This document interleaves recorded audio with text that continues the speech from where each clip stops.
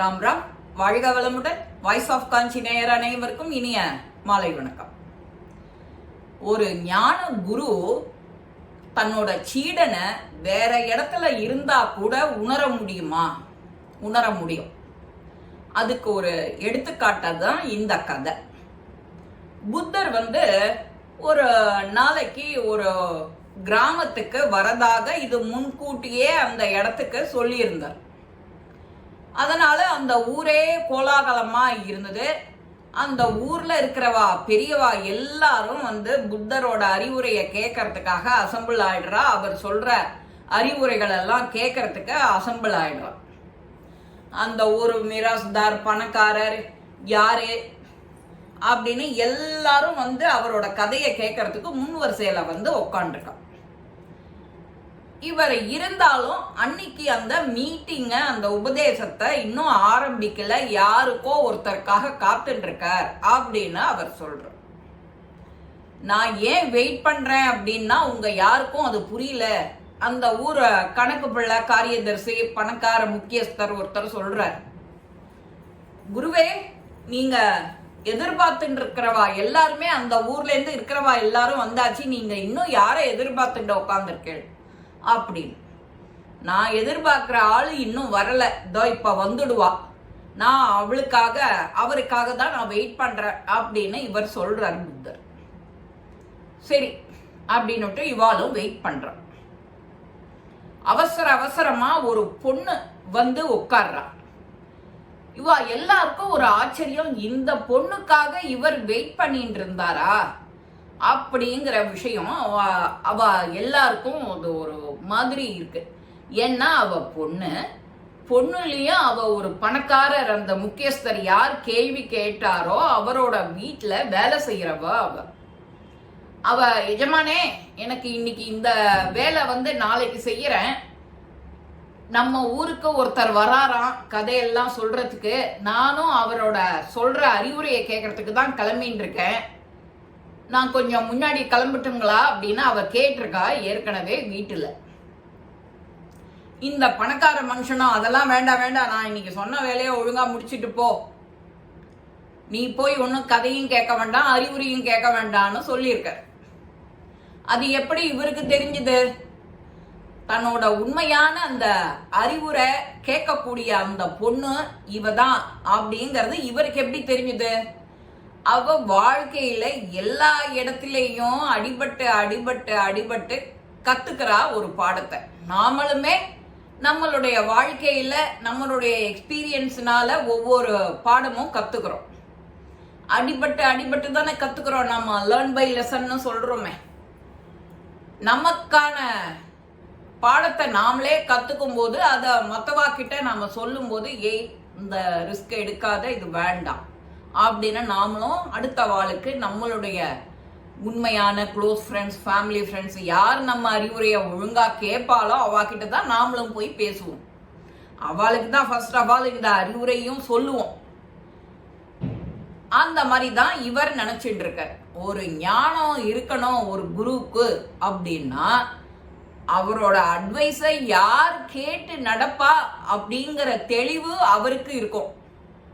அதனாலதான் அவர் சொல்றாரு, உங்களுக்கெல்லாம் ஊருக்கெல்லாம் சொல்றாரு, நமக்கும் சொல்றாரு. இந்த பொண்ணு எல்லாத்தையும் சொல்லும் போது எல்லாத்தையும் அறிவுரைகள் எல்லாம் நன்னா கேட்டுக்கிறா. கேட்டுனுட்டு அப்புறமா கிளம்புறா. அப்போ அந்த முக்கியஸ்தர் பணக்காரர் சொன்னார் இல்லையா, தெனாவட்டா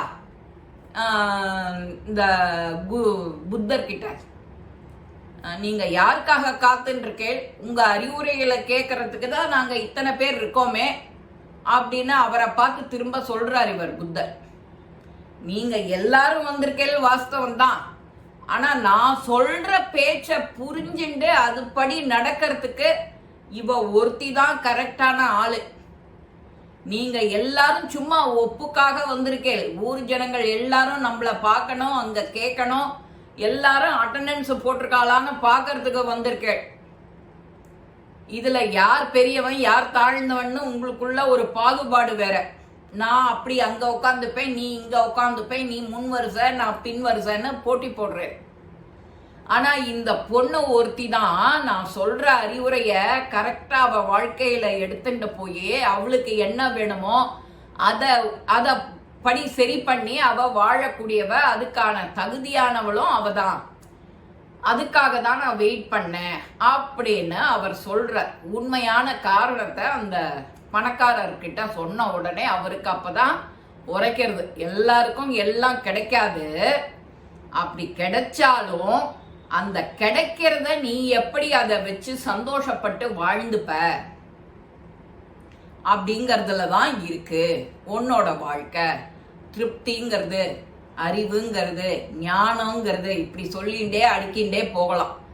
ஒரு குரு உன்கிட்ட கத்துக்கிறார், நீ அவர்கிட்ட பாடம் கத்துக்கிற படிக்கிறன்னா உன்னை அப்சர்வ் பண்ணுவார், நீ அதுக்கு தகுதியானவன் தானா அப்படின்னு. இப்பவே நாமளே காலேஜஸ்ல மெரிட் இருந்தாதான் அவன் சீட்டு கொடுக்குறான். இத்தனை கட் ஆஃப் வேணும், இத்தனை பர்சன்டேஜ் வேணும்னு. அவன் 50 மார்க் 60 மார்க் எடுத்தவாளுக்கா சீட்டு கொடுக்குறான்? இல்லையே. அவன் ஒரு லெவல்ல டீச்சர் லெவலை வச்சிருக்கான். அந்த லெவலுக்கு யார் இருக்காலோ அந்த மாதிரி குழந்தைகளை அவன் பேஸ் பண்ணி எடுக்கிறான். நமக்கும் இந்த குருவோட பாடம் தான் முக்கியம். யார் யார் எப்படி கத்துப்பா அப்படிங்கறத தீர்மானிக்கிறது குரு. அதுபடி அவர் அறிவுரை சொல்றதும் குரு. இவர் சொல்றத கேட்பார், கேட்க மாட்டாருங்கிறதும் அவருக்கு தெரியும். இவாளுக்கு என்ன மாதிரி நாம மருந்து கொடுக்கணும், மாயம் பண்ணணுங்கிறதும் இவருக்கு தான் தெரியும். எல்லாருக்கும் எடுத்த உடனே நீ அப்படி பண்ணணும் இப்படி பண்ணணும்னு சொல்லிட முடியுமா? முடியாது. அதுதான் அங்குதான் இருக்கு. யாருக்கு என்ன மருந்து உடம்புக்கு முடியலையோ, எத்தனை mg மில்லிகிராம் கொடுக்கும், அவன் பாடி ஏத்துக்குமோ டாக்டருக்கு தான் தெரியும். அதனால ஒரு யோகியோ ஒரு துறவியோ ஒருத்தர் அட்வைஸ் பண்றாரு, ஞான குருவா இருந்து அட்வைஸ் பண்றாருன்னா அவருக்கு எல்லாம் தெரியும். உனக்கு ஒண்ணுமே தெரியாது. ஆனா நீ எனக்கு ஒண்ணுமே தெரியாது, நீங்க என்ன சொல்றீங்களோ அதை நான் கேட்டுக்கிறேன்னு தான் சொல்லணும். நீ முன்னாடி எனக்கு எல்லாம் தெரியும், எல்லாரும் ஊர்ல இருந்து இருக்கிறவாள்லாம் வந்துட்டா, நீ இன்னும் யாருக்காக வெயிட் பண்ற, நீ அறிவுரையை ஸ்டார்ட் பண்ணுன்னு சொல்றாரு அவர். அவர் எல்லாத்தையும் விட்டுட்டு ஏன் அறிவுரையை கேட்கிறவ ஒருத்தி தான், அவ தான் இன்னும் வரல அப்படின்னு விட்டாரு. இவர் ஒரே போர்டு போட்டார். நாமளும் பாத்திரம் அறிஞ்சு பிச்சை எடு, கோத்திரம் அறிஞ்சு பொண்ணை குடும்பம். யாருக்கு என்ன அறிவுரை எப்படி தேவையோ அவளை பார்த்து தான் நாம சொல்லுவோம். அவளும் கேட்கக்கூடிய மனநிலையில இருக்கணும். அது அவளுடைய பாக்கியம், தலையெழுத்து தான் அங்கேயும் நிர்ணயம் பண்ணும். காதுல விழும், ஆனா மனசுல வாங்கிக்க மாட்டான், போயிட்டே இருப்பா. அந்த மாதிரி இருக்கிறவாள்லாம் இருக்கா இன்னமும் சில பேர். அப்படியே போயிட்டே இருப்பா, எல்லாம் படிப்பா, படிச்சு என்ன ஒன்றும் பிரயோஜனம் இல்லையே. அதை நம்ம வாழ்க்கைக்கு இம்ப்ளிமெண்ட் பண்ணணும்ல. அப்ப பண்ணாதானே அதுல ஏதோ நீ படிச்சதுக்கான அர்த்தம். அந்த மாதிரி இந்த பதிவுகள்லாம் நாம கேட்கணும். நம்ம ஃப்ரெண்ட்ஸ், நம்ம குடும்பம் இவாலாம் நன்னா இருக்கணும்னு நினைச்சு ஃபார்வர்ட் பண்ணி இதை ஷேர் பண்ணினாலே போறோம். நீங்க உங்களை பத்தி சொல்லுவாவா. இந்த பதிவு உங்க எல்லாருக்கும் பிடிச்சிருக்கும். ஆன்மீக குருன்னா எப்படி இருக்கணும், ஞானம் ஞானம் ஞானம், அந்த ஞான குரு எப்படி இருக்கணுங்கிறதுக்கு ஒரு அருமையான பதிவு. இந்த பதிவு உங்க எல்லாருக்கும் பிடிச்சிருக்கும். லைக் பண்ணுங்க, ஷேர் பண்ணுங்க, பெல் பட்டனை கிளிக் பண்ணுங்க, சப்ஸ்கிரைப் பண்ணுங்க, கமெண்ட்ஸ் பாக்ஸ்ல கமெண்ட்ஸ் போடுங்க. ஸ்ரீ மகாபெரிவா திருவடிகளே சரணம். நல்லதே நடக்கும். ஆனந்தமா இருப்போம் நண்பர்களே. வாழ்க வளமுடன்.